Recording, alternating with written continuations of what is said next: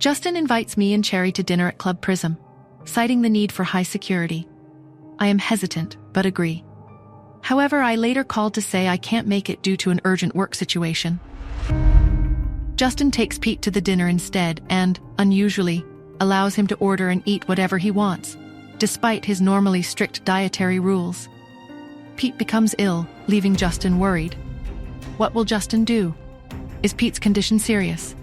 Will Justin call me for help?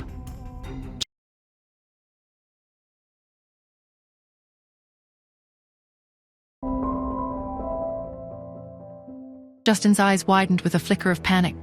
He rushed to Pete, who was curled up on the floor, whimpering in pain.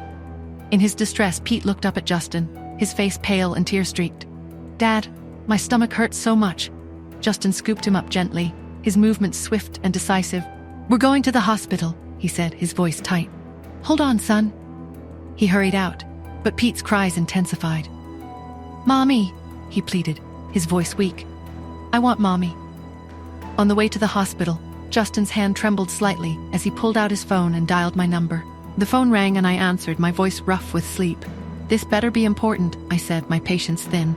"It's Pete," Justin said, his voice strained. "He's having a stomachache. I'm taking him to the hospital."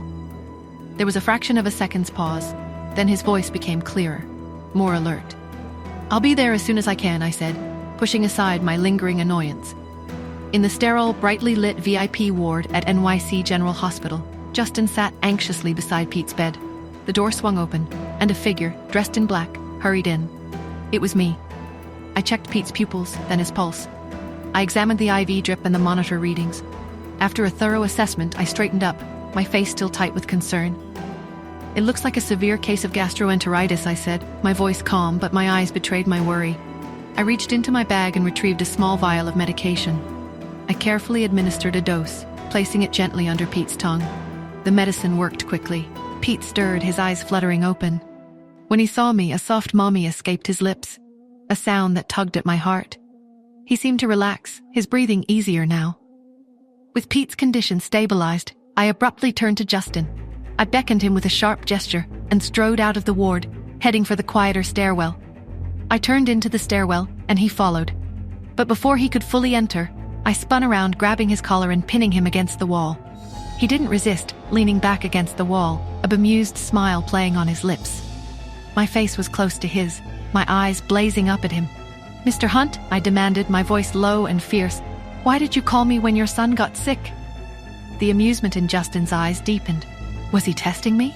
Did he suspect I knew about Pete and Cherry? He replied calmly, "Aren't you a doctor?" Of course I was a doctor. But his calmness felt suspicious. He was hiding something, and I couldn't quite decipher his intent. "There are many excellent doctors at this hospital," I countered, my grip on his collar unwavering. "Why me?" His voice was low and resonant, vibrating slightly against my hand. "But none of them are you." I grimaced, a flicker of annoyance crossing my face. It seemed he was still trying to flirt, even in this situation. But the scent of him, a subtle warm vanilla, filled my senses. We were standing so close. My grip on his collar loosened slightly and I stepped back, trying to regain my composure. But a hint of resentment still lingered in my eyes. "What exactly did Pete eat this evening?" I asked, my voice sharp. Justin, sensing my anger, didn't dare to be flippant. He listed the dishes one by one: ice cream, french fries, mousse cake, iced watermelon juice, and... As he casually recited the menu, my lips tightened. "Children have delicate digestive systems," I snapped. "They can't eat that much, especially so late. And mixing hot and cold food like that? Even an adult would struggle. How have you managed to keep him healthy until now, Mr. Hunt?" Since Cherry and Pete had switched, I'd had the opportunity to spend more time with Pete to observe his health. He was a bit thin, but otherwise he seemed fine. But hearing about the sugary, rich, and chaotic meal Justin had allowed him to consume, it made me question his judgment. Justin scratched his nose awkwardly. He usually was strict about Pete's diet. But when he was around Cherry, well, he found it hard to say no to her. However, he knew he was in the wrong this time. The usually intimidating man actually backed down, his voice sincere. It was my mistake. Only then did I relax slightly. But the next moment, Justin's lips curved into a soft chuckle, and he added, "We originally ordered all that food for you, though. Since you didn't come, Pete and I had to eat it." After all, it's not good to waste food.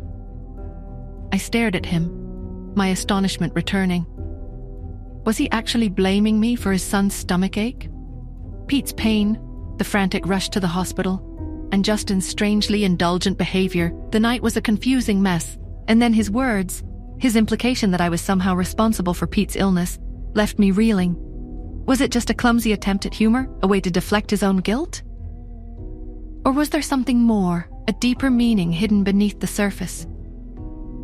The questions swirled in my mind as I watched Justin, his expression still unreadable. What game was he playing? What did he truly want from me?